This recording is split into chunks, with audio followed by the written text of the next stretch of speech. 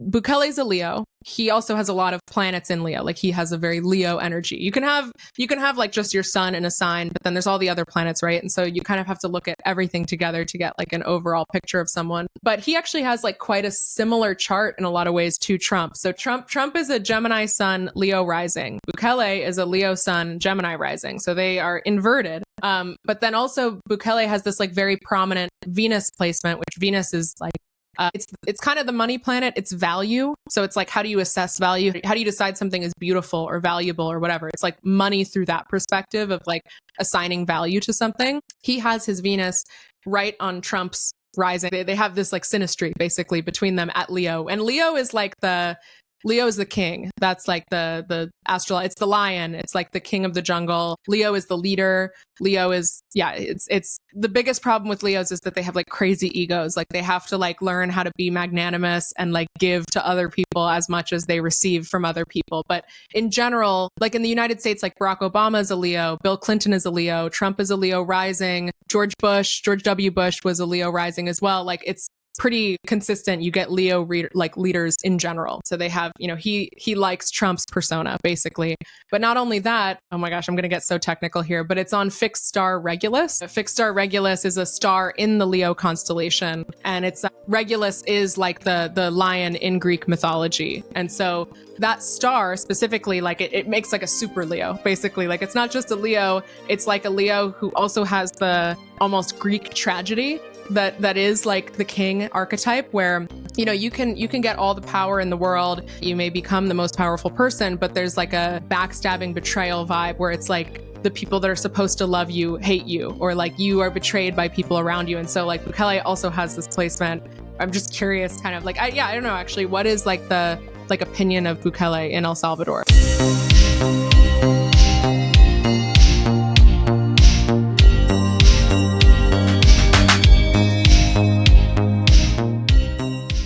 Hello guys, welcome once again to BitCorner podcast. All right, so I hope that you have enjoyed our last episode. We have been introducing a little bit of Nostr. We're gonna talk more about Nostr, but this is a Bitcoin podcast and we're going to talk even more about Bitcoin.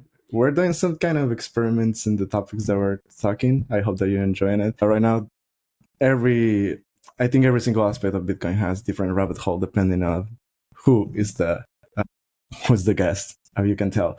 So this season, as you can see, has been special because there have been plenty of figures, since politicians to macroeconomists to developers, etc. And we will continue doing that. So today, we're going to continue talking about Bitcoin, but in a different way. You will find out. So, but I don't want to say anymore because this will be a fun episode. I just want to welcome Erin Redwing, that she's also the host of Hell Money Podcast. Welcome.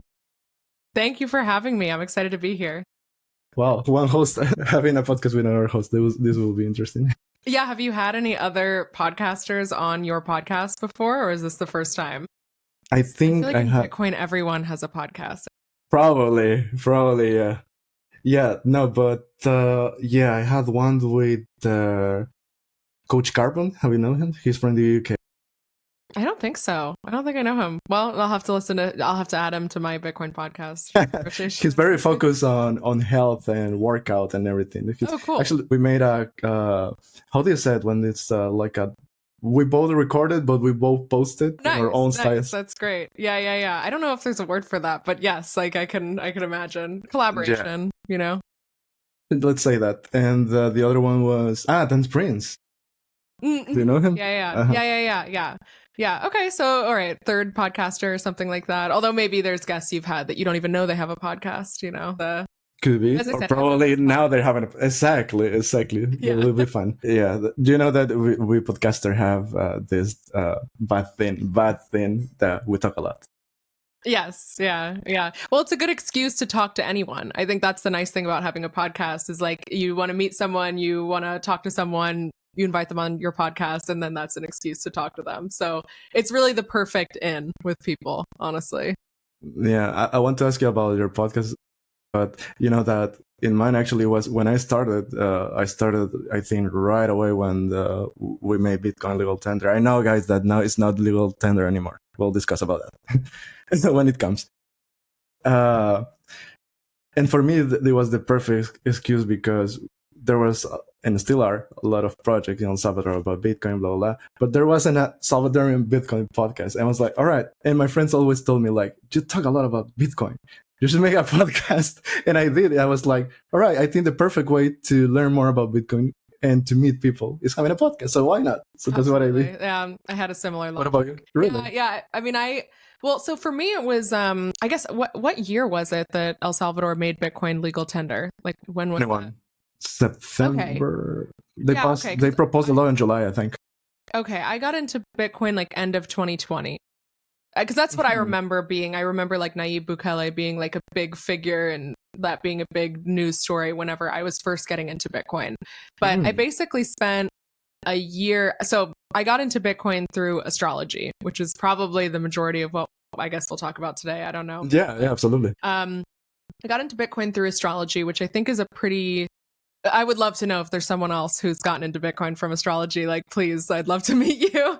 But you're the first one that I met, actually. I think so. I'm the first one that, I've talked to. So it's kind of a weird way to get into Bitcoin, but kind of as a result, I really didn't have any friends that were into it. Like I tried to get some of my astrology friends into it and kind of, they were interested a little bit, but you have to have like a interest either in like the tech or like macroeconomics or geopolitics or something, there has to be something to kind of, I think, get you to really like get orange pilled and really, really go down the rabbit hole for Bitcoin. And for me, like I had enough of that I was able to kind of get into it, not just from the astrology angle, but just also get into Bitcoin more broadly. But I basically spent a year very lonely, like talking off about Bitcoin to anyone who would listen. And everyone was just like, okay, like, I feel you. And so I finally, like after a year of that, I went to a Bitcoin meetup and started making Bitcoin friends. And then... Where was your first meetup? It was in the Bay Area, California, which is where I live, which has a great meetup scene. I mean, there's a lot of really good Bitcoin meetups. I don't know about all around the world, but certainly all around the United States. They're everywhere. And that was like a huge way out for me from my fiat life, just generally speaking, like I found it really hard to connect with people before meeting Bitcoiners. And I just love that Bitcoiners have they have such strong opinions, but very open minds. And it just really was like, I've made the best friends that I've had through Bitcoin. And one of those people was my podcast co-host, Casey Rotamore. When we met, it was just like really great chemistry. And I mean, he's, I think, in my opinion, one of the people who knows Bitcoin technically the best of anyone that I've ever talked to. He's a dev and has very much like that perspective on Bitcoin. And so I was learning a lot about Bitcoin from that angle from him. And then I just kind of was like, oh my gosh, we should record these conversations. Like I think I know how to ask questions and you know how to answer them. Like it was shocking to me that he didn't already have a podcast in a way.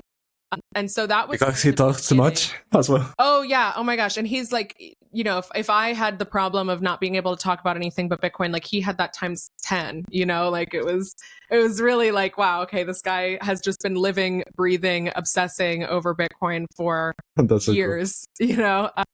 And so the beginning of our podcast, we started it in May 2022.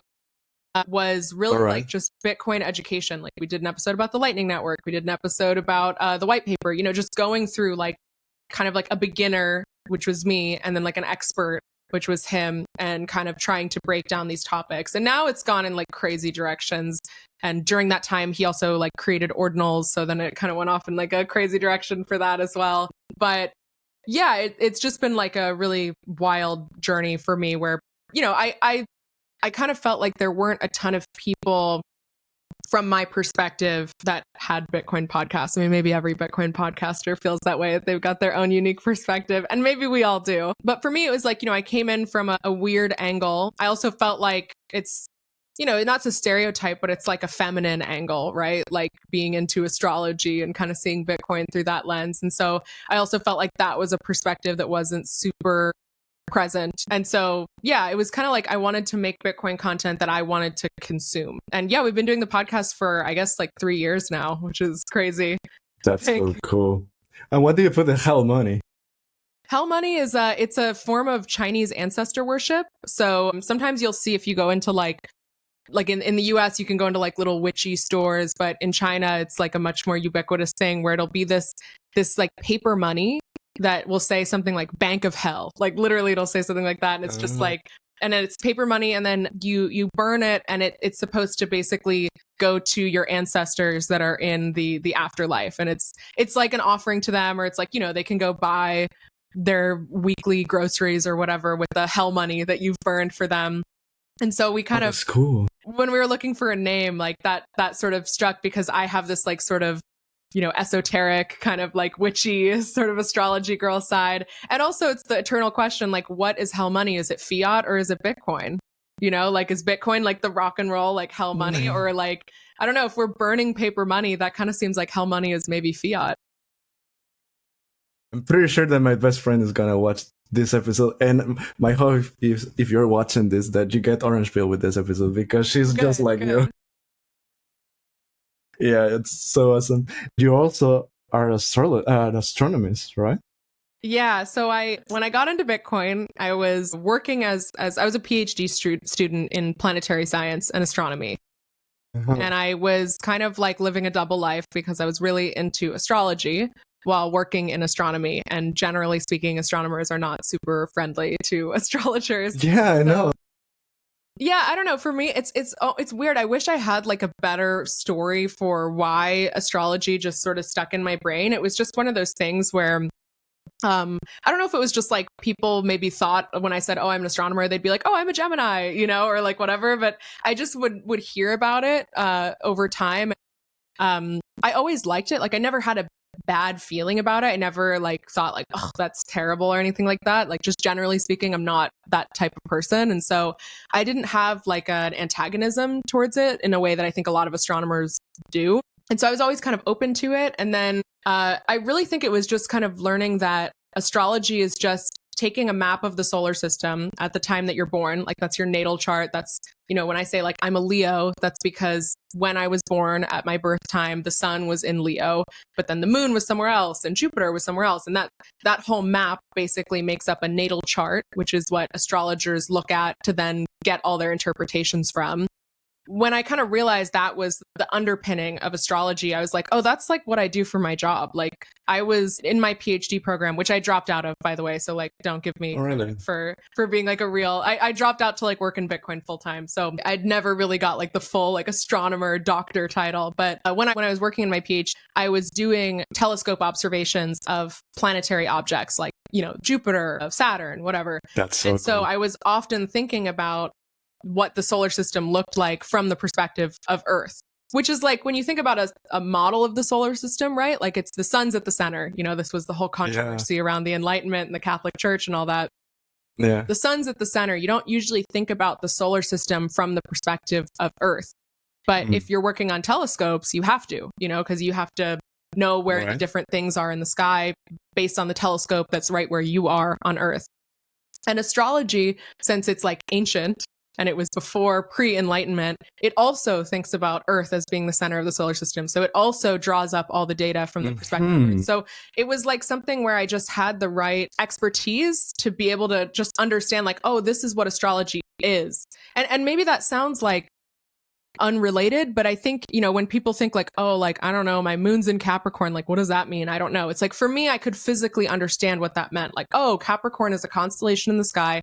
It's a constellation that's on the ecliptic, which is the plane upon which all planets orbit. So it's just saying, oh, the moon is over there, which is what I would have to do anyway if I was taking telescope observations and I needed to look at something. So it was something that just clicked for me once I understood what astrology was.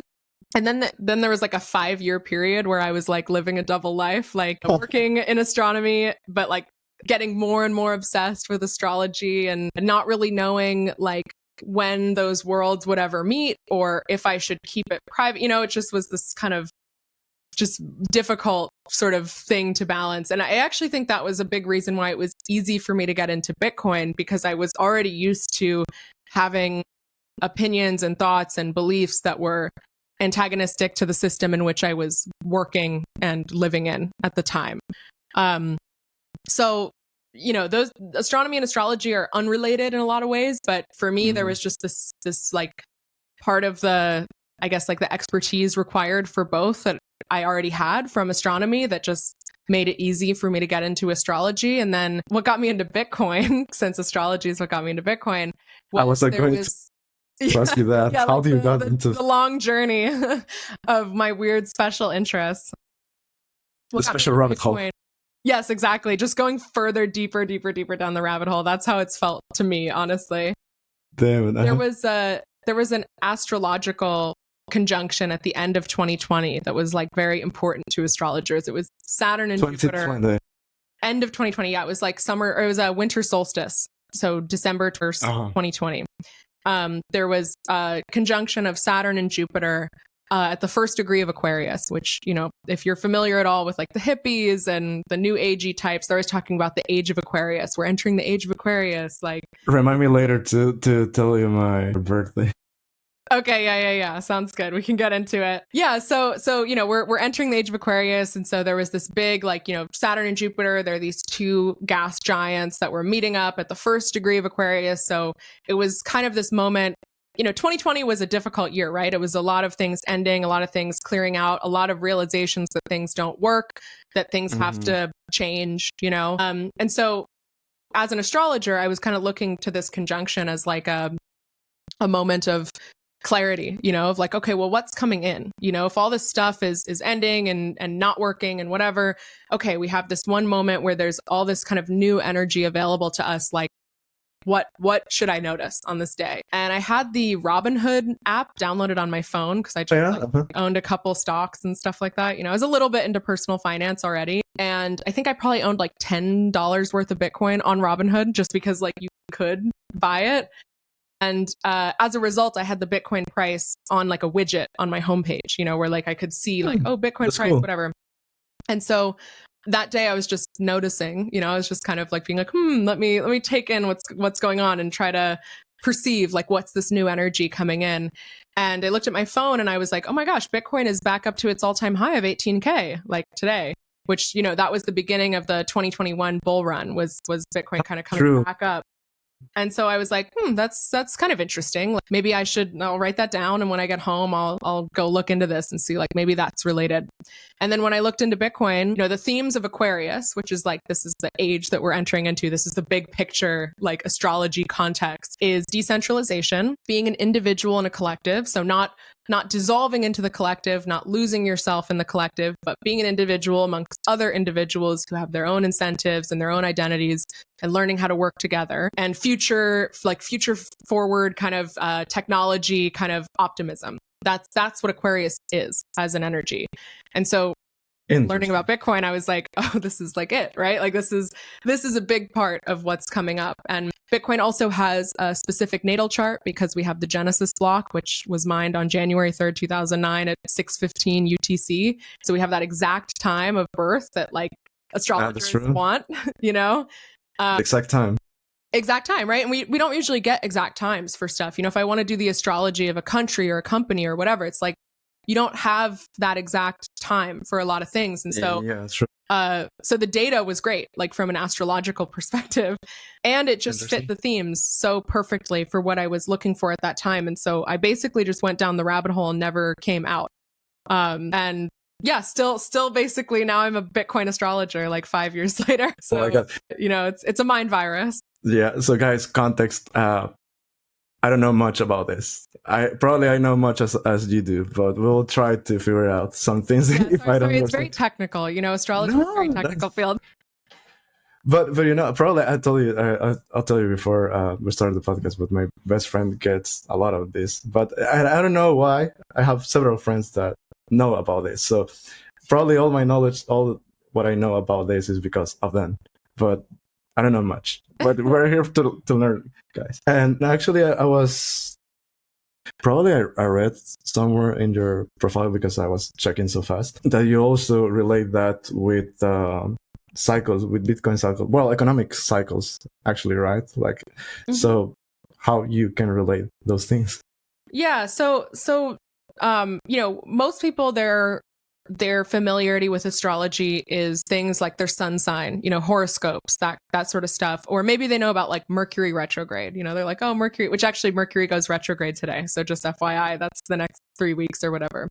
But people maybe know those kind of like what I would call pop astrology stuff. That's when people say that they feel like low in energy. Yeah, Mercury retrograde is a time where like communication is fractured and like, you can have missed calls and travel delays. And it's just a time where things are more difficult than usual. So it's like you kind of have to slow down and just not expect for things to like, go super fast and go perfectly every time. You just kind of need to let things. So my daily no, just kidding. Yeah. We'll see. Hopefully this recording isn't, messed up. Like that's kind of classic Mercury retrograde stuff. Is like no, don't say things that get in the way. Maybe you have natal Mercury retrograde. That's possible. Like Mercury could have been retrograde when you were born. But anyway, so a lot of people know about like, just sun sign, horoscopes, that kind of stuff as it relates to astrology. But what I'm interested in astrology is outer planet astrology. So the outer planets are the gas giants that are at the far end of our solar system. So Jupiter, Saturn, Neptune, Uranus. Pluto's not a gas giant, but it's also far out. Yeah. And the reason why I'm interested in those planets is because they have longer cycles.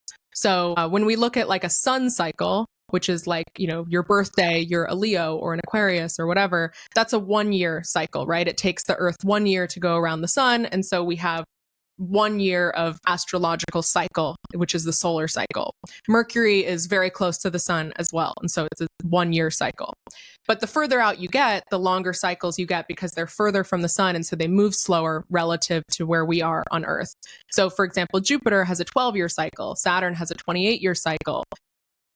Neptune is 165 years. Pluto is 250 years. So we get very long cycles once we get out further.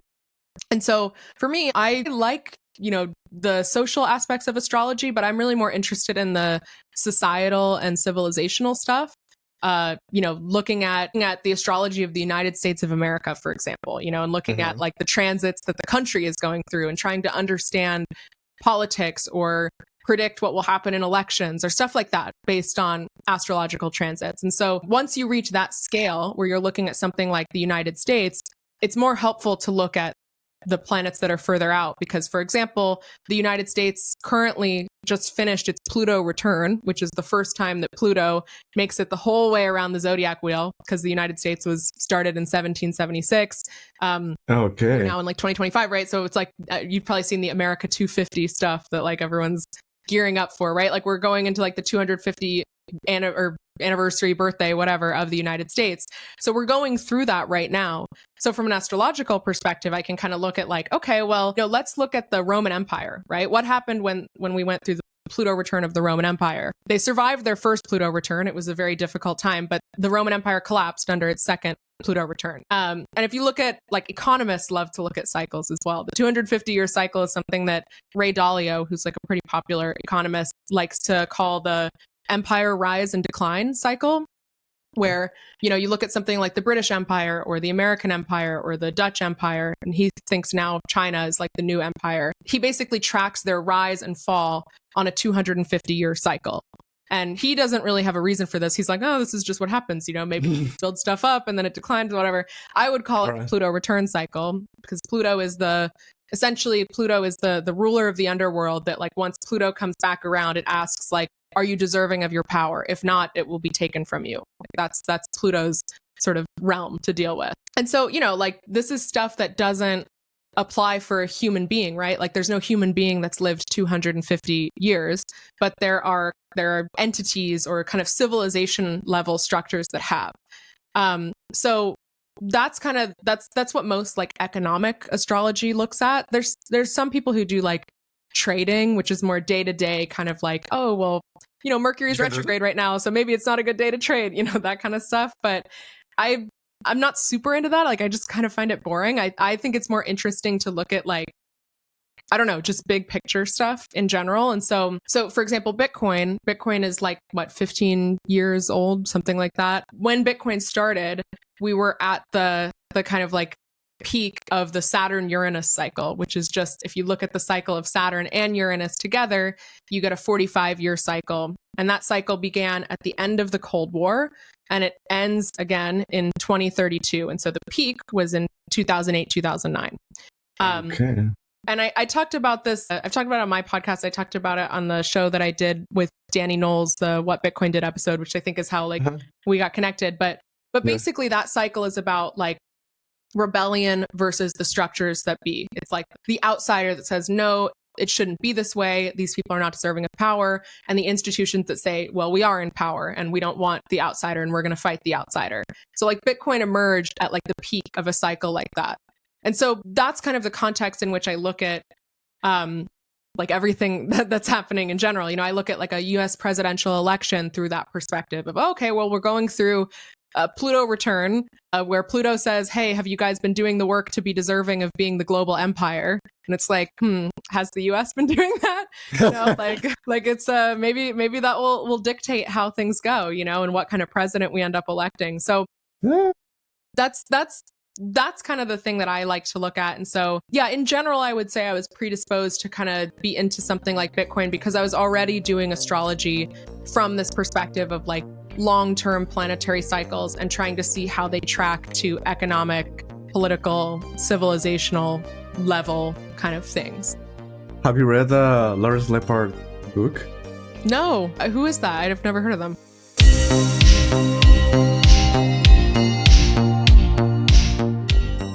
Cuando dejas tus activos digitales en un exchange o en custodia de alguien más, te expones a riesgos de terceros no deseados. A diferencia del sistema bancario tradicional, Bitcoin te permite tomar el control total de tus fondos utilizando tus propias claves privadas. Esto te permite ser soberano y esencialmente tu propio banco. Al tomar el control de tus Bitcoins, puedes evitar riesgos innecesarios de terceros. Almacenar tus Bitcoin en custodia de terceros como los exchanges puede exponerte a ataques de actores malintencionados, gobiernos o estafadores que lo único que quieren es apoderarse de tu dinero. Las billeteras de hardware aumentan la seguridad de tu billetera porque tus claves privadas se almacenan en un dispositivo especializado que no está siempre conectado al Internet. Como te he dicho antes, mantener tus claves almacenadas en un dispositivo en línea puede exponerte a factores adicionales de ataque, por lo que se recomienda usar una billetera de hardware al almacenar grandes cantidades de Bitcoin durante largos periodos de tiempo. Jade es una billetera de hardware no custodial para Bitcoins y Liquid que ofrece opciones de firma simple y firmas múltiples. Yo personalmente lo utilizo para almacenar mis Bitcoins, ya que me siento mucho más seguro manteniendo mis Bitcoins en una billetera fría que en una almacenada, por ejemplo, en mi teléfono. Si estás pensando en adquirir uno para ti, no olvides utilizar el código de descuento de nuestro show, BitCorner Podcast. De esta forma estarás apoyando directamente el show y además obtendrás un 10% de descuento para la compra de tu billetera fría. So Lawrence Lepard, he's the author of The Big Print. He's actually a microeconomist, but he's into Austrian economics. He's actually a goldbug. So I think his family had like a company based on gold. Basically, he has clients that invest in gold. Now he's full on Bitcoins.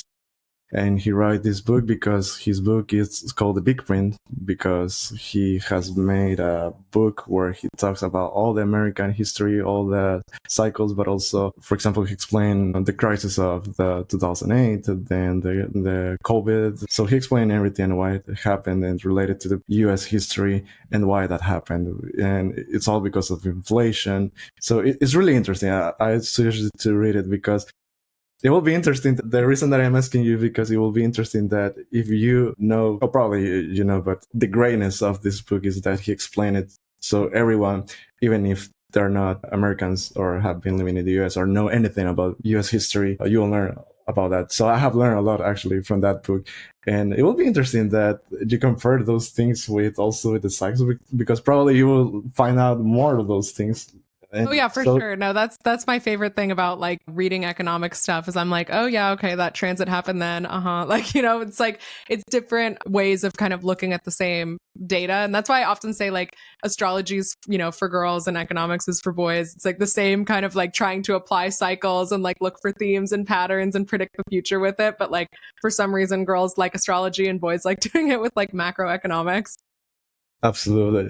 That's cool. Something that I mean, this is a non-astrology take, but I think something that's very compelling about Bitcoin in general is like when you understand Bitcoin, or maybe when you understand fiat is like the better way of saying it.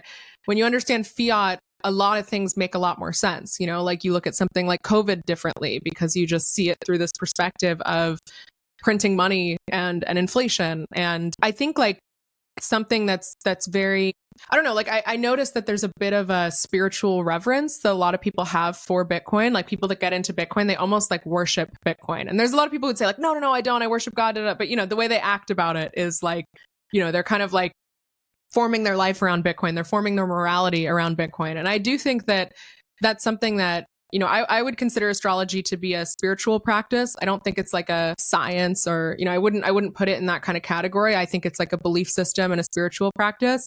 And I do think that there's some aspect of Bitcoin where the transition that we're going through from the age of Pisces was the age that we were previously in, and we're now entering the age of Aquarius. The age of Pisces was the last 2,000 years. So year 0 to year 2000 approximately. And that was, in my opinion, like it started with the birth of Jesus Christ. And that was like the age of monotheism, where we had like all of these monotheistic religions that were kind of dominating the way that we lived our lives, the way that we organized our governments. You know, that was like the structure that we organized ourselves around, or what we thought happened after we die, or how we live, or how we, like literally our governments, you know, we're still beholden to the church. And now what we're seeing is this like disillusionment, you know, where now I wouldn't say governments are really beholden to the church in the same way that they used to. There's still remnants of that, but we're definitely seeing in general a disillusionment happen from the monotheistic religions that used to be such a big part of people's individual lives and the way that we lived in our society, to now, I think with the age of Aquarius, I don't think spirituality is going away. I think belief in spirituality is like an innate part of being human. But I think it's transforming, and we're learning how to do it from a more individual level, where rather than having to like go to a church and ask the priest, what should I think, or how do I understand this? Like you have the ability to figure that out for yourself, whether it's like you can read whatever you want to read, you know, you can look up and research whatever you want to look up, or you just have that inside of you, you know, however you want to think about it. But it's like we're having our own individual recreation of like morality or spirituality. And I feel like that's something that I see with Bitcoiners. And part of what I think makes Bitcoin such like an Age of Aquarius kind of idea is it's not just a technology around money and value. It also like reassesses your whole value system, you know, like it makes you change, and it makes you kind of want to live in a different way. And I feel like that's also part of the transition that we're going through, is like we're getting disillusioned with the structures of religion, also the structures of government, you know, also the structures of banks, all these structures. And something new is emerging. And I think like Bitcoin is basically one of those structures that will emerge, and that people will have faith in the same way that they had faith in the Catholic Church in the previous era. And that doesn't mean I think Bitcoin's the Pope or Bitcoin's Jesus. You know, it's not like a one-to-one thing like that. But I just think like there is some spiritual aspect to Bitcoin that just seems very obvious to me whenever you interact with Bitcoiners. They all sort of are obsessed with Bitcoin from that perspective. Yeah, so it's really interesting because in the end, I concluded that topic with Lawrence Lepard in his book. Actually, he explained all the cycles as well, but the monetary cycles, because he concluded that eventually we will go to sound money principles, you know. And he says that we're actually starting that, and probably there will be like one last big event, that is the big print, that probably will be in 2030 or something like that, or we are already here. So but in the end we will go back to what we used to have before, you know, what Nixon did in 1921. I wonder what his year prediction is for when the big print will happen, because my astrological prediction for Bitcoin is I think like 2032 is a really big like finale moment, where it's like we figure out, did Bitcoin win or not? That's like the end of the cycle I was talking about earlier that started at the end of the Cold War. That cycle ends in 2032. And that was the one that peaked in 2008. I look at that date as like, you know, not necessarily like, oh, it's going to be a big battle between Bitcoin and the governments or the IMF or whatever, but more like by 2032, we will know, like, did Bitcoin win? Did it succeed in what it was trying to do or not? So I wonder what his date is for like the big print, because I feel like that'd probably be relevant to. If I remember right, when he was in the podcast, he didn't have like a specific date, because what I can recall is that he told me that it's going to happen soon, but he didn't conclude because he thinks that because every day is changing. So, but we're the only thing that he's certain is that we're going that way because it's nonstop. I mean, the debt is gone. It's you can. Yeah. So I mean, there's no reason.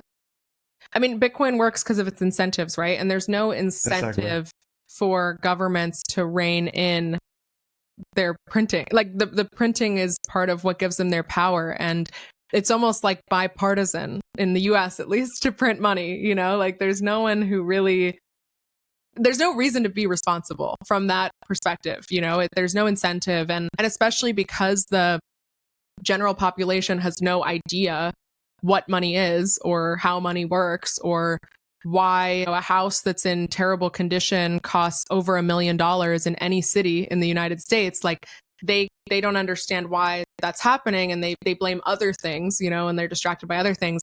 It's like there's really no reason for the government to stop using this exorbitant privilege that it has to print money to pump its own bags, basically. So absolutely. I definitely think like that's again part of like, I think the inevitability of Bitcoin when you get into it is just like, yeah, there's no, you know, part of Bitcoin's success, I think, relies on the failure of the previous system. It is still superior technology regardless, right? Like it's definitely just the peer-to-peer exchange of money is something that's great. Like there's a lot of properties of Bitcoin just from the technological aspect, or even, you know, from like the economic aspect that make it superior to using dollars. But I think the sort of rapid success of something like Bitcoin or Bitcoin versus, you know, the US government, for example, coming out with its own CBDC blockchain kind of thing.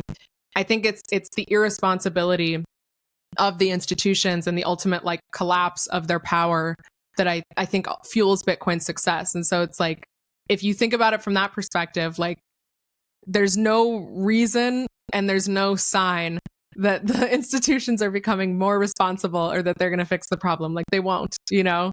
So absolutely. it's, yeah, the inevitability of Bitcoin becomes obvious, I think. Yeah. I have a question for you because I told you that I was listening the podcast you made with Danny, and you talk about Donald Trump. But I don't want to talk about Donald Trump. I want to talk about Bukele. Have you searched something about him just by curiosity? No, I haven't looked at his chart. That's a great question, actually. I don't even know what his. Do you want to do it? Now I'm like, yeah, let me see. I can very easily. I know when his birthday is July. It's very, honestly, the astrologers are on it. They've got great data. Okay, so he's a really? Love that. Yeah. Oh my gosh, you can get charts for anyone. Like it's because it's a birth certificate data. So there's enough astrologers that have gone and pulled birth certificate data that they can figure it out. Okay, interesting. Yeah, he's a Leo sun. Love that. I'm also a Leo sun. Are you an Aquarius? I assumed that based on your sort of cheeky like, oh, damn, you're so good. You're super good. Guys, I'm sorry I haven't said that before to her. She doesn't even know my birthday, but I will tell her. But yeah. Interesting. You gave it away a little bit, so it's not really all my you know, but okay, interesting. Yeah, so I'm looking at Bukele's chart right now. So he's a Leo. Yeah, love that for him. He's got North. Be brutally honest, please. Yeah, no. It's he's okay. So he has like a very similar. There's a placement in Donald. I mean, not, you said that I don't want to talk about Donald Trump, but I have to bring him up. Go ahead. No, go ahead. Bukele's a Leo. He also has a lot of planets in Leo. Like he has a very Leo energy. You can have like just your sun in a sign, but then there's all the other planets, right? And so you kind of have to look at everything together to get like an overall picture of someone. Oh, all right. But he actually has like quite a similar chart in a lot of ways to Trump. So Trump is a so then go ahead. Yeah. Go ahead. Trump is a Gemini sun, Leo rising. Bukele is a Leo sun, Gemini rising. So they are inverted. But then also Bukele has this like very prominent Venus placement, which Venus is like it's kind of the money planet. It's value. So it's like, how do you assess value? How do you decide something is beautiful or valuable or whatever? It's like money through that perspective of like assigning value to something. He has his Venus right on Trump's rising. Like they have this like synastry basically between them at Leo. And Leo is the king. That's like the astral. Okay. It's the lion. It's like the king of the jungle. Leo is the leader. Leo is, it's the biggest problem with Leos is that they have like crazy egos. Like they have to like learn how to be magnanimous and like give to other people as much as they receive from other people. But in general, like in the United States, like Barack Obama is a Leo, Bill Clinton is a Leo, Trump is a Leo rising, George W. Bush was a Leo rising as well. Like it's pretty consistent. You get Leo leaders in general. So Bukele is Leo, has a lot of Leo placements. And then he also has his Venus, which is like that's how he assigns value. That's how he decides what's valuable, right on Trump's ascendant. So they have, he likes Trump's persona, basically. But not only that, oh my gosh, I'm going to get so technical here, but it's on fixed star. No, go ahead. What is that? Fixed star Regulus is a star in the Leo constellation. And it's Regulus is like the lion in Greek mythology. And so that star specifically, like it makes like a super Leo, basically. Like it's not just a Leo, it's like a Leo who also has the almost Greek tragedy that is like the king archetype, where you can get all the power in the world, you can get everything you want, you can be the most powerful, famous, whatever person, but there's like a betrayal aspect. Like the Regulus character in Greek mythology is like betrayed in the end, and then like there's a tragic aspect to it as well, where it's like, I think with Trump, and I don't know actually, like I'm not really sure like what do like El Salvadorians think of Bukele. Like I kind of know what Bitcoiners think about him, whatever, but with Trump, there's this aspect of like he's beloved and also fiercely hated. Like it's like a polarizing figure where it's like you may succeed in a lot of ways, you may get everything you want, you may become the most powerful person, but there's like a backstabbing betrayal vibe where it's like the people that are supposed to love you hate you, or like you are betrayed by people around you. And so like Bukele also has this placement.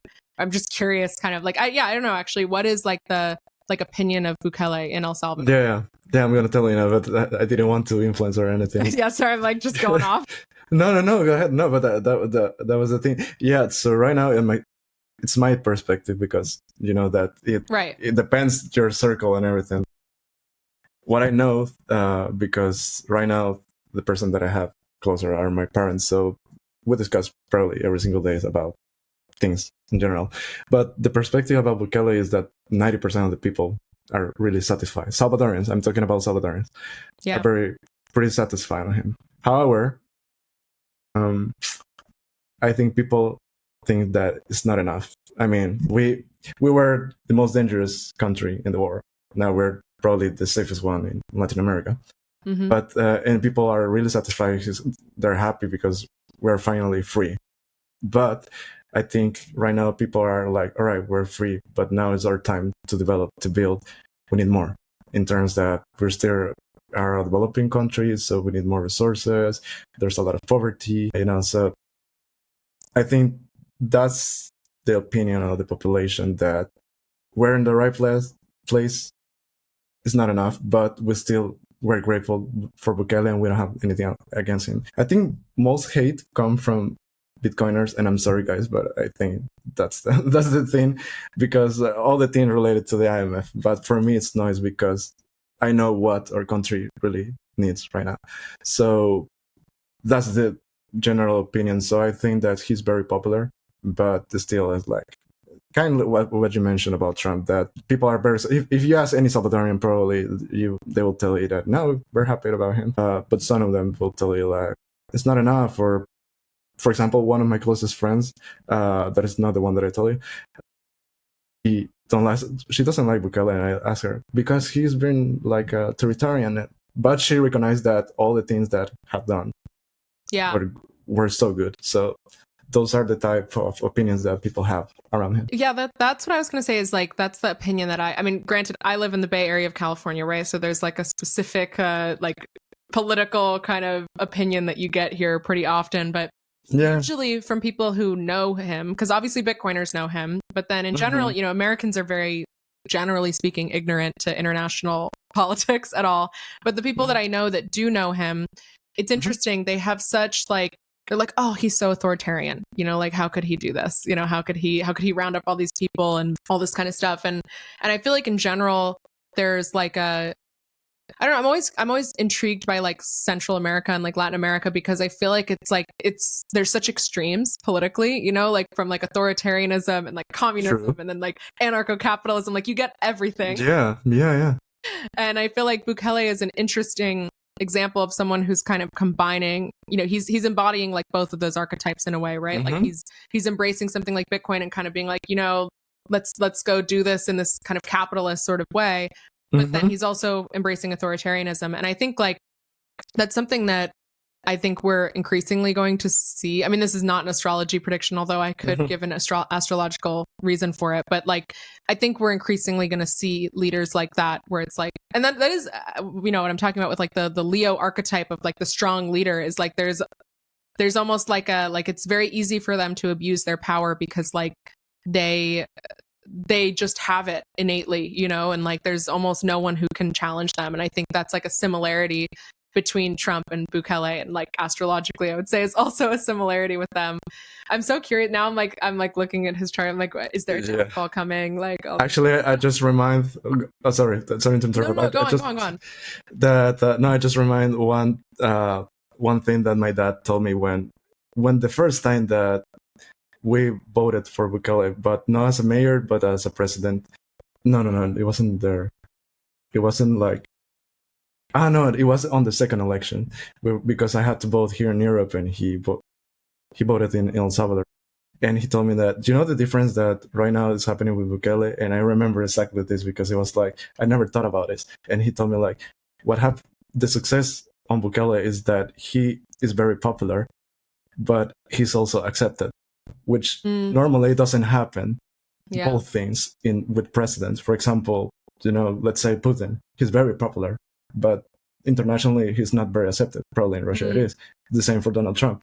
He's very popular, but it's not accepted with everyone. But in the case of Bukele, he's very popular and he's very accepted. So that's why.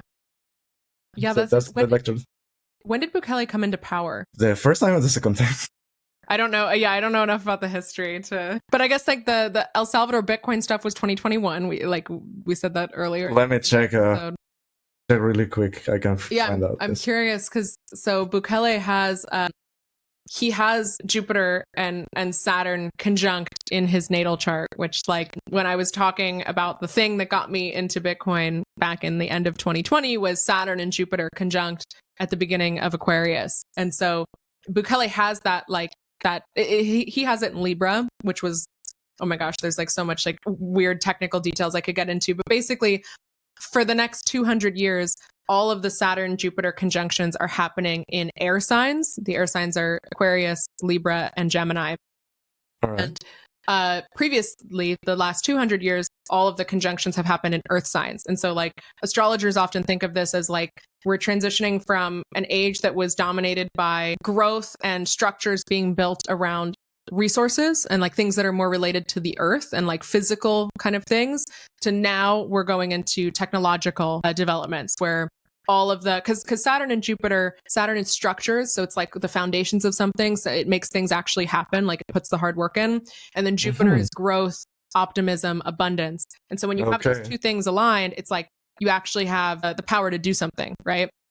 And so Bukele was born literally exactly. That's crazy. Yeah, he literally must have been born the exact day. I'm like, not even, it's like by the minute. Not by the minute, astrologically, not by the minute, like time-wise. Because I'm just looking at the degrees, but it's literally like they were exactly conjunct. So literally he was born at the exact conjunction of the first Saturn-Jupiter conjunction that happened in air signs. Can you share me that map after to attach to the box while you're talking? Yeah, it's 1981. He was born 1981, July 24th. That's so interesting. So basically Bukele, like, if I can kind of distill all that, is like because your natal chart is like the energy that you have, right? It's like what you're imprinted with. So at the time that he was born, his natal chart is imprinted with this like optimism and also hard work that goes into growing these structures of like, it's primarily focused on technology and information because now we're entering the age of air, and that's what air deals with. But like he basically has that in him, like he has that power in him.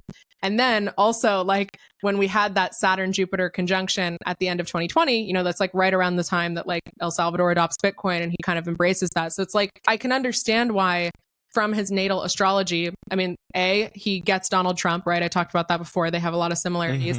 But then B, like he understands new technology, like he understands the era that we're entering into. So I'm curious actually to see, you said people are kind of maybe some people are thinking it's like not enough that he's done for El Salvador. I'm curious if the things that he does moving forward will be more focused on developing El Salvador from like a kind of new technology perspective. Like think about somewhere like Singapore, right? That's like become more of like a hub for the future in a way. Like it's like Singapore went from being like a swamp basically to now being like one of the most futuristic cities on the planet. Like I'm curious to see if that's the kind of direction that Bukele takes El Salvador, just based on like he has that kind of potential in his chart. It's honestly an incredible chart. Like I'm shocked I've never looked at this before. It's just like crazy. Yeah. So I'm gonna give you two information. The first one is that probably because we have the National Beacon Office, but right now we develop the first AI national AI office. So it's they work hand in hand with the Bitcoin office. But they're introducing some laws, and the idea to them is to work with, for example, NVIDIA with the latest. I think they're going to develop one of the most powerful chip with NVIDIA, and will integrate AI, and somehow it will work in El Salvador. But I don't have much information about that yet. But so apparently that's the direction. We will see how it develops, right? But those are like that makes sense to me. Yeah. And the other thing is that I found out when he became president, and it was the 1st of June, 2019. 2000? What? How old was he? Oh, yeah. Wait, what year? Yeah. 2000? 2019. How old? Oh, 2019. I thought you said the year 2000. I was like, no. Like 15? No. Sorry. 2019. Okay, June of 2019. Yeah. No, it's interesting. And then did he adopt? He's young. Like, yes, he is very young. Yeah. And like also good looking. I think it's like, I'm like, good for him for being a world leader who's young and good looking. We need more of those, like it's like. He's not bald or anything. Yeah, it's too geriatric. There's too many old people, No, that's interesting. Yeah, now I'm like, oh, maybe I'll do a whole like investigation of Bukele's astrology. You should. That's why I brought that. Yeah. Thank you for bringing this to my attention, because I really never would have known. Like, this is pretty, very powerful chart in general. Like, honestly, very impressive. A lot of leadership energy. Yeah, because when I was listening to your episode with Danny, I was really curious about everything that you got. I don't know how much probably you have work regarding Donald Trump, but I was very fascinated. I was like, what if we do the same exercise with Bukele? Probably she hasn't done that. Totally. I mean, because I focus on the US, obviously, because I'm from the US. I live in the US. Yeah. But it's like, it's cool to be able to, I mean, like, because I told you I'm into like kind of political, economic, civilizational astrology. Absolutely. Like getting exact birth times can be really hard. Like if I wanted to do the astrology of gold, it's like gold's an element, like there's no like, I could look at maybe like a major institution or a specific act that happened, a political law that was passed, but there's not really like that much to work with. And so like generally we have with Bitcoin, and then with people, with strong leaders, like, if you think about Bukele as like, you wouldn't have El Salvador as it is in 2025 without Bukele, right? So it's like, yes, you can look at the astrology of El Salvador and you can kind of like derive things from that, but it's like Bukele is such a dynamic figure in El Salvador that it's like you can look at his chart and kind of then look at El Salvador as like you can do the astrology that way as well, but it's like you don't always have a strong leader, or like you don't always have like a birth time in that way, because like if it's like if I want to do the astrology of like the deep state, it's like, what does that even mean? Like it's like it ends up being, it's interesting when you have to look at things through the lens of astrology, and you have to get those like birth times and exact like essentially time data. Like it ends up constricting the way that you can look at problems in interesting ways. And so that's why like I like looking at people like Donald Trump or like Bukele in this instance, because they're such like strong players, that it's like what they do and the astrology of them as a person influences the rest of the world. Whereas like, so for example, when I was looking at the 2024 US presidential election, there were all of these astrologers that were like, well, Kamala is going through some really nice transits on election day, and so I think she's going to win. And I was like, no, there's no way. Like this election is not about Kamala. Like, that's not like, she's going through nice transits because like, oh my God, she's probably so relieved that she gets to just like go back to her house and not have to like do all this anymore. You know what I mean? Like she was never really representative of what was happening in that election. You know what I mean? She was kind of just like a stand-in.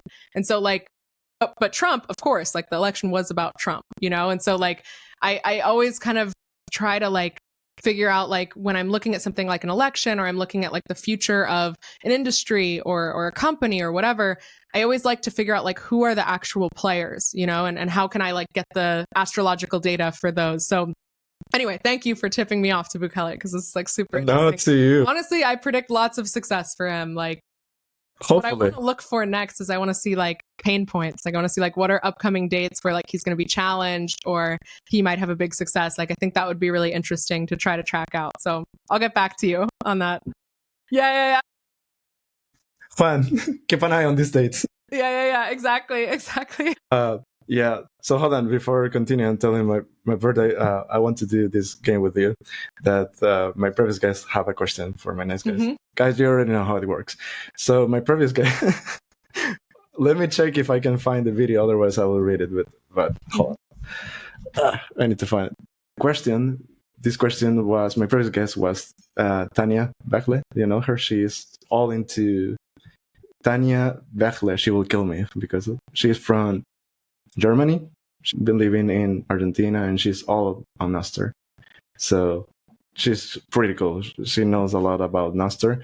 She's not technical, but yeah, we made a pretty good episode talking about Nostr. Yeah. Do you want me to, were you going to come in with your birthday for me to look at your chart? Say, because I can pull that up now too, then, if you're doing 3rd. Oh my gosh, you're the exact opposite of me. I'm August 3rd, which means our suns are exactly opposite. Let's say waking up tomorrow and the entire world is orange pilled and on Nostr. What's the first thing you would do? That I would do? Yeah, if right now we are in the Bitcoin hyperbitcoinization. If I'm in my perfect hyperbitcoinization world and everyone's on Nostr, that's part of the hyperbitcoinization world. Absolutely. I'd probably I think at that point, if the whole world's on Bitcoin, I'm probably like living in a mansion somewhere beautiful, you know? I'm like an early adopter to this like global technology. So honestly, I think I'd probably just I'd just be chilling. I'd probably just be doing my astrology predictions as usual. Maybe I'd be, what is it called when you post on Nostr? Like, is it just posting? But isn't there a word for something? Like, you can zap stuff, right? Like, you can zap. No, but zap is when you can zap sats. And I think there are notes. I think there are notes. I think there are notes. Okay, so maybe I'd post my, I'd say, hey, here's the chart of Bukele. Here's my upcoming dates. I'd post my note on Nostr, and everyone would zap me sats. You know, maybe that would be my hyper Bitcoinization Nostr future. All right, that's cool. That's awesome. So kind of what I'm doing already.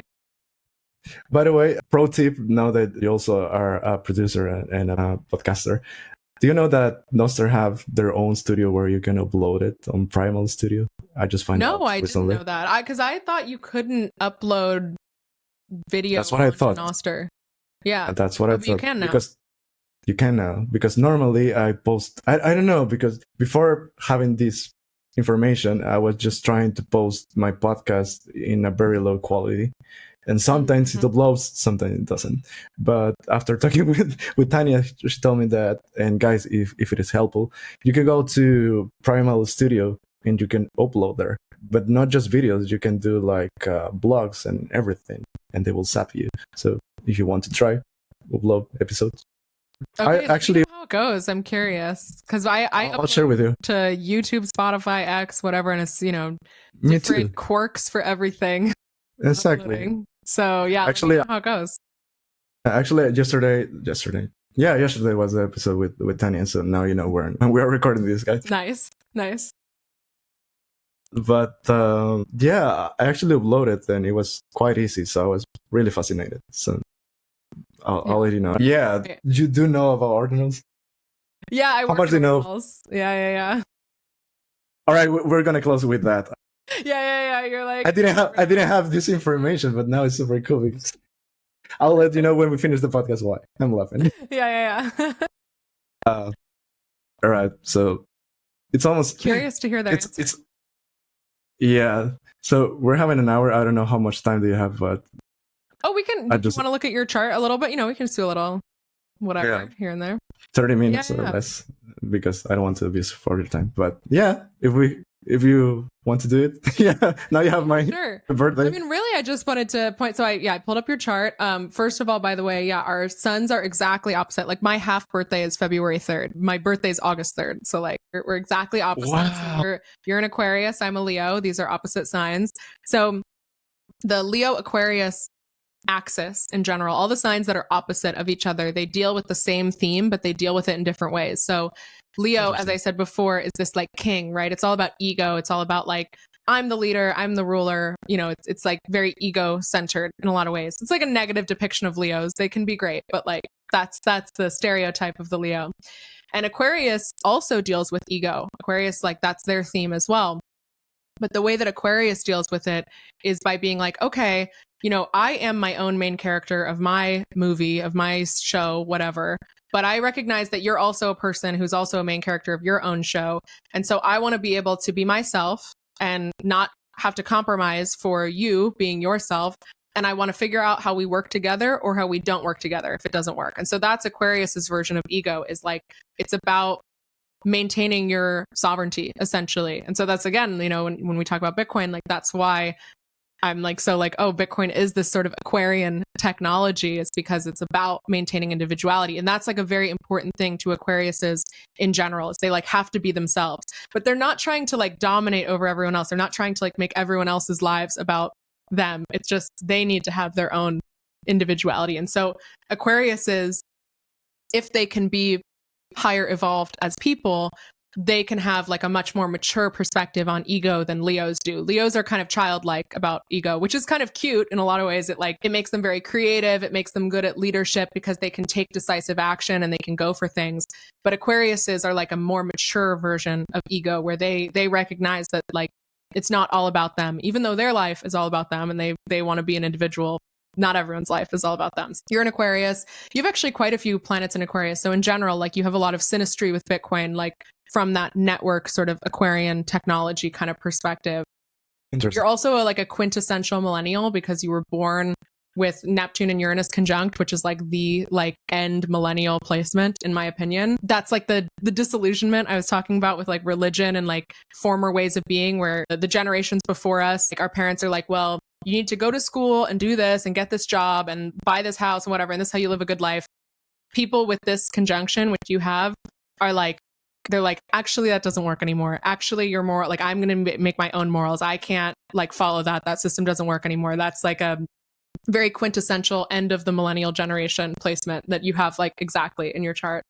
Sorry, that's why I'm doing this podcast. Yeah, exactly. You're like, now I'm a Bitcoin podcaster. Like, sorry. Yeah, you also have Cancer moon. I love that because Cancer is the ruler of the moon. So it's like the moon is the emotional world. It's the inner world. So you've got like a good emotional world. The problem with Cancer energy for men is that it's very difficult to feel all of the emotions without like wanting to either shut them off and like not feel them or like go way overboard. So that's really the challenge, is like the sign of Cancer, which is the ruler of the moon, the ruler of the emotional world, which you have your moon in Cancer, is like the mother of the zodiac. So it's like a feminine sort of maternal kind of energy. And that can be very difficult for men to deal with and to know how to like exist with. So I feel like, especially with an Aquarius sun, Aquariuses are very intellectual. They're very like rational in a lot of ways. There's probably an inclination to like rationalize your feelings or sort of like compartmentalize them in a way that's just not, that's not how you feel. You feel like in an intuitive way. And so you have to find a way to kind of embrace that intuitiveness without just like trying to either shut it down or like, because it'll overcome. Like if you try to shut it down, if you try to just be rational about your emotions will take over. So that's really the challenge for Cancer moons. Interesting. Placement. It's a lot of emotional depth. There's like a very rich inner world there as well. I'm very emotional. Yeah, that's good. That's good. Like that's the challenge. It's just like figuring out how to be in touch with your emotions and not like just freak out about it, basically. Yeah, there's more I could say, but also you need to love your job. Like just generally speaking, you have to love your job. That's like, there's no option for you. So you got to figure So far, I love my job. Figure that out. Okay, good. Yeah, you have to love your job. That's definitely a big part of the career for you. Yeah, and just a lot of Aquarius placements in general. A lot of that's your main synastry with Bitcoin, is like the futuristic network, kind of the way that we connect all around the world, and we all like don't compromise ourselves for our financial system and create a financial system that like takes the worst parts of us and makes it into a trustless system. That's like the part of Bitcoin that you connect with the most. So yeah, you're a very Aquarius person in general. Very Aquarius, being Aquarius. Mm-hmm. Yeah. All right. Yeah. All right, it was really nice. Thank you very much. Yeah, totally. My part, you know? Yeah, now you have another Bitcoiner in your list. Yes, exactly. My data archive is crazy. That's awesome. Cool. We're gonna start kind of wrap it up. I still have a few questions, but yeah, we're gonna start closing up about that. But yeah, I also tell you that one of my very best friends also have a question for you. Many people have a question for you. But guys, I need to focus. But I'm gonna let us slide this one. So she actually asked me, and I don't know if it is kind of Bitcoin related somehow, but she wants to know that she works at, I will tell you that she works somehow with electricity and grids and energy and the 2030 agenda here in Europe regarding the climate change and everything. So her question is literally when we will get the zero carbon climate change finally. That's an interesting question. So I think this goes back a little bit to what I was saying about when I mentioned like that for the last 200 years, all of the Saturn-Jupiter conjunctions have been in earth signs, and now we're moving into air signs. And so the last 200 years, all of the growth and expansion that we've been able to do, where like, you know, we have an idea for something that's like very optimistic and interesting, and then we can like build the foundations for it. That's what like Saturn and Jupiter together can create. All of that has happened in the earth realm, which is like material world, natural resources, like physically building stuff. That was basically the last 200 years. And now we're in this 200-year period where all of that innovation comes in more information and technology. And so I think the struggle that we have basically is that we can't completely leave the natural world. Like the physical world is always going to be a big part of our existence. It's not like we're going to download our consciousness to the cloud and start living in the internet, or, you know, like we have bodies. I don't think our bodies are going away anytime soon. Maybe I'm wrong. Yeah. That's what I think. And so I think the challenge that we have right now is, I think we're at the end of an era where we've been able to really come up with a lot of interesting, innovative, like innovations basically around physical reality. And now we're moving into a realm that's a lot more focused on technology and is a lot more focused on the digital realm. And so I think the challenge that we basically have right now is like, we're focusing so much of our brain power, so much of our economic resources, like even energy, right? Like think about Bitcoin or training AI models. We're focusing so much on technology. And so I think that the challenge that we have is like, how do we figure out how to encourage that innovation? Because that innovation is like the time that we're in, you know, it's like you can't stop progress, while also recognizing that like there's a fundamental foundation of physical reality that we have to like make sure works and come up with interesting solutions for. And so I feel like the difficult thing is like we kind of need to lean into digital reality, not digital reality like, oh, we need to, you know, we're not like downloading ourselves or putting on VR headsets or whatever, but just technological solutions like Bitcoin, right? Where Bitcoin does a great job of having a connection to physical reality through its energy expenditure, while being very much a technology of the internet. You know, it's a technology. It's not a physical thing. There's no like physical Bitcoin that you could pick up and hold in your hand. And so I think like in terms of when, like, you know, I don't know if we're going to reach a like carbon neutral, like I think it's almost like we're not innovating in that side of things anymore. It's more that I think we're going to have to figure out how to balance the extreme demand for like a digital focused society with the physical constraints of real life. And so I don't know, like I'm not sure that like it's maybe a little bit of a doomer take, but like I don't actually know if we will reach this point where like we've figured out how to harness all this energy from the sun and how to like live carbon neutral. Like we might not we might not have like a lot more innovations on that front. It might just be a reordering of the way that we live in a certain way that will, maybe that's people being more on the computer than being outside traveling, for example. Like, I'm not saying it's a good thing, but like, these are the kind of things that I think about in terms of like, we might just start living a much more downward looking into our screens type of life and figuring out how to balance that with physical reality. So I don't know, there's not really a date that I have, but I think that's kind of like the energy shift that we're seeing happening right now is the focus away from natural resources and earth-centered things to information, technology, all those kind of like air information type innovations. Interesting. So hopefully it's not too doomer. No, I think not. Actually, it's a really honest and great answer. So yeah. You mentioned also about ordinals. I'm gonna be honest, I never talk about ordinals in the podcast, but not guys, hold on. It's not because I hate it. I don't hate it. I just don't not. I mean, I gotta be honest. I have some Bitcoiners that are into ordinals that normally we have Bitcoin meetups, but are personal friends, so we hang out, and they always talk about ordinals. Oh, really? That's funny. I'll pass the contact because probably you will have a lot of things to talk about. Yeah, totally. Yeah, and so they always talk about that, but honestly, I never get it. And for people that probably are hearing this in the podcast for the first time, you can explain a little bit about that, because probably it will be a great way to go into end the podcast, to leave a cliffhanger and then another people to talk about that and why it's so fascinating between Bitcoin. Hold on, 3 questions. One, what is it? Then why it's so fascinating, and why there's so much hate and love between Bitcoiners? Because I think it's just like astrology and astronomy, like it's love or hate, right? Totally. Yes, absolutely. So ordinals, on a very basic level, I think ordinals is just like a natural property of Bitcoin. All it is it's just numbering Satoshis based on, from my astrological perspective, it's like their birth time, right? It's like you have the first block that's mined, that mines the first 50 Bitcoin. That first sat in that first block is sat 0. Then you have 1, 2, 3, all the way up to 2.1 quadrillion, however many sats that we will have by 2140.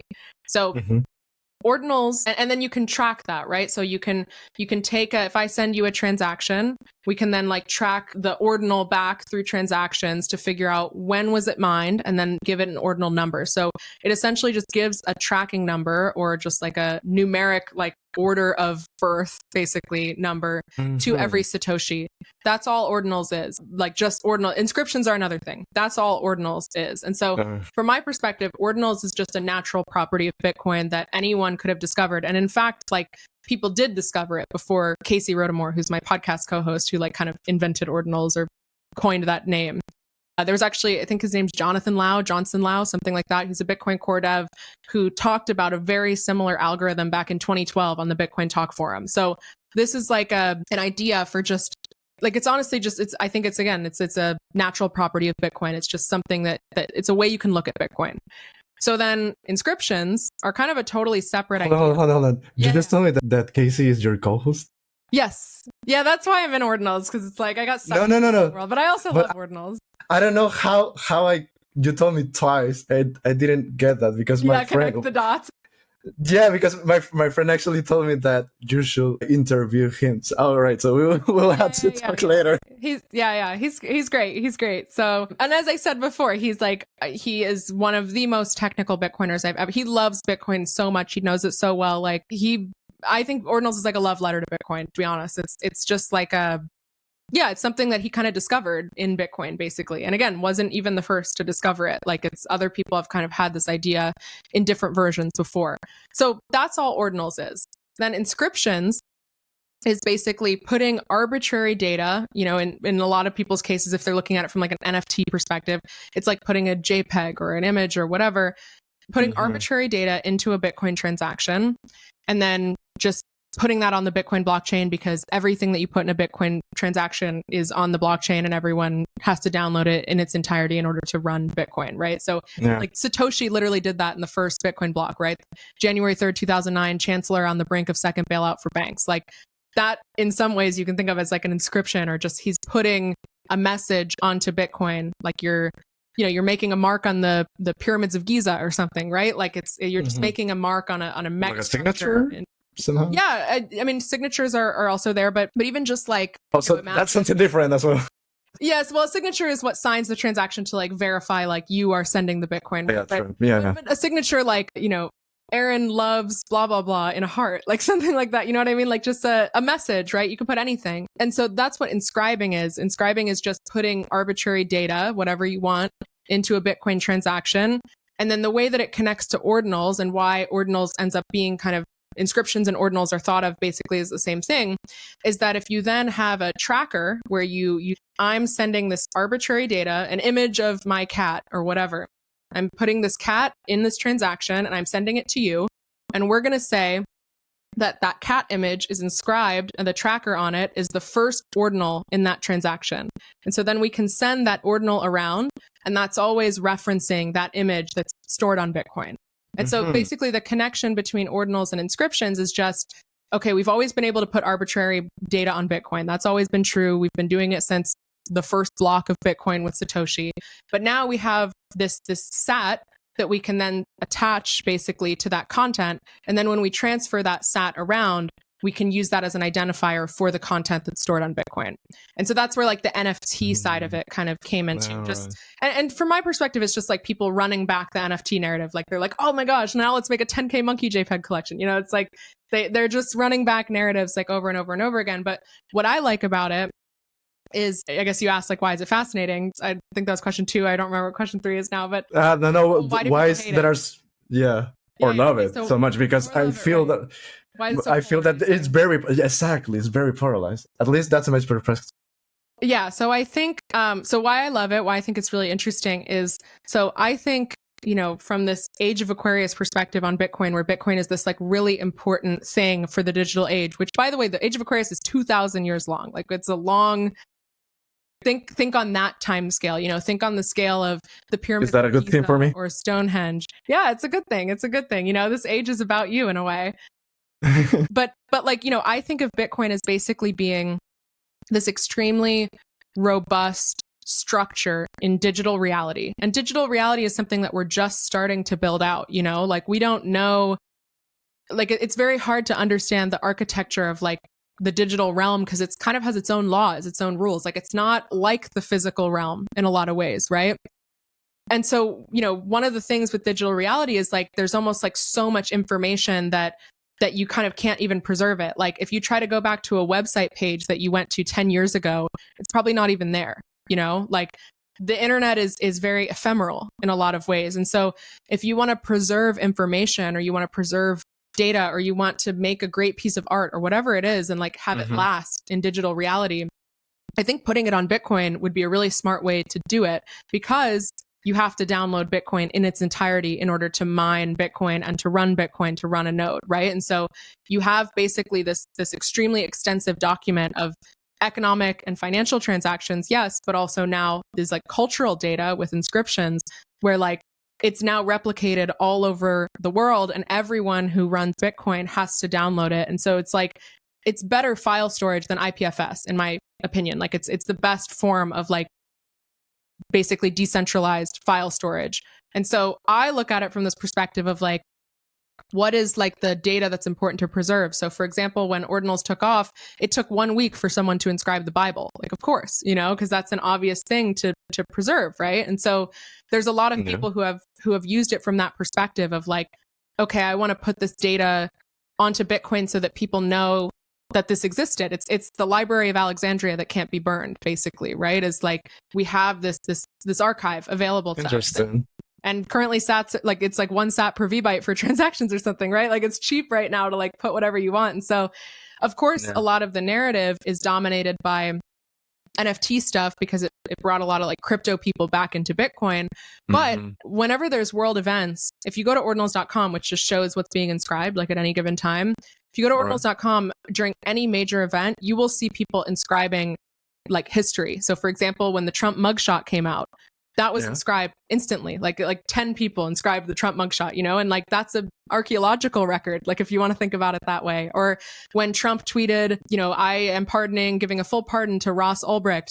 Like I inscribed that instantly, and there were 5 other people who inscribed that alongside with me. And so like, and some of them just inscribed free Ross artwork. Like some of them didn't inscribe that tweet. They inscribed their own sort of interpretation of it in a way, you know? And so the way that I think about ordinals and inscriptions is like, we basically are creating a primary source document of the internet. You know, we're creating an archaeological record of our time right now that has like so much interesting data from the perspective of economics, but also cultural now. And so like, that's what's so exciting to me about it. And I understand how like people don't necessarily see it that way if they just see like a bunch of ugly 10K NFT collections, right? Like they're like, oh, who cares? Probably the hate comes from there, from the yeah, I think really it's like it's 2 things. It's like it's that Bitcoiners hate crypto people, which I understand, but also like crypto people are more similar to you than like no coiners. You know what I mean? Like it's easy to kind of be like, I hate these shit coiners or whatever, but it's like I know so many people who did not know the fiat narrative until ordinals, like crypto people that have been in crypto since 2017. A lot of them are young people. They're like gamers or like they're like super online kind of like kids basically that got into crypto because they're just really online. They didn't get into it from like a Bitcoin like fiat perspective. And then ordinals is the first time they ever owned Bitcoin at all. And now they're Bitcoin maxis, or like, you know, they're not a part of that group because that's like its own group, but they're orange pilled, right? Like they're into Bitcoin for real now. And so it's like, you know, if you want to just like hate on crypto people because you think they're all scammers or shitcoiners or whatever, it's like, well, you're not really reaching the olive branch for people that are in a lot of ways very primed to become Bitcoiners. You know, they already are used to using crypto. They're already used to like the, you know, like if you try to get your grandma to use Bitcoin, it's like there's so many hurdles to overcome, right? Yeah. But if you try to get a 22-year-old crypto guy to use Bitcoin, like the main hurdle is that they just don't understand why it's valuable. Like they already have the technical know-how. So it's like, yeah, to me, it's just brought in a wave of crypto people back to Bitcoin or to Bitcoin for the first time that I think just Bitcoiners in general have such an antagonism to because they just hate crypto in general. So there's that. And then also the fees are very scary to a lot of Bitcoin companies because there's a lot of Bitcoin companies whose business models rely on low fees in order to keep their business model going. And so I think there's also quite a bit of moral, like satanic panic type of stuff that was flamed up by people who really just like didn't have good business interests for high fee environments, which by the way, we have to have a high fee environment for Bitcoin to succeed. So yeah, it was kind of shocking when it took off that it was so polarizing, but I don't know. It is in many ways like a very groundbreaking thing. Like if you think about it from the perspective of 100 years from now, someone using it as an archaeological record, like that's a very powerful thing. So maybe there's just something innate in that that's going to like make people feel some type of way. But I don't know. I think the correct response is either to like love it or not care. Those are like the 2 things that seem to make sense to me. I think hating it is like, why? You know, you can hate pieces of art, but do you hate art? You know, like you can hate movies, like a certain movie, but do you hate movies? Like that's crazy. So that's kind of my perspective on it is it's just a medium. You know, it's a medium of delivering a message or preserving a message. So if you don't want to do it, you're not interested, that's totally fine. But it's a cool tool. Yeah. All right. I didn't see it that way, but you have opened me a new perspective on way to seeing it. So I'm glad. Erin, wow. I mean, it has been more than an hour. I think that we can keep talking for a long time, but yeah. Thanks for having me. This was great. Yeah, thank you very much. Yeah, probably we'll do a second episode later. Yeah, we can follow up after some stuff has happened, do some astrology predictions. Yeah. Exactly. But yeah, thank you very much for coming to the podcast. It was really interesting, really amazing. And yeah, guys, I'll post in the podcast notes your links. You need to send it to me. I'll listen also to Erin podcast. And yeah, see you on the next week. Ciao. Bye.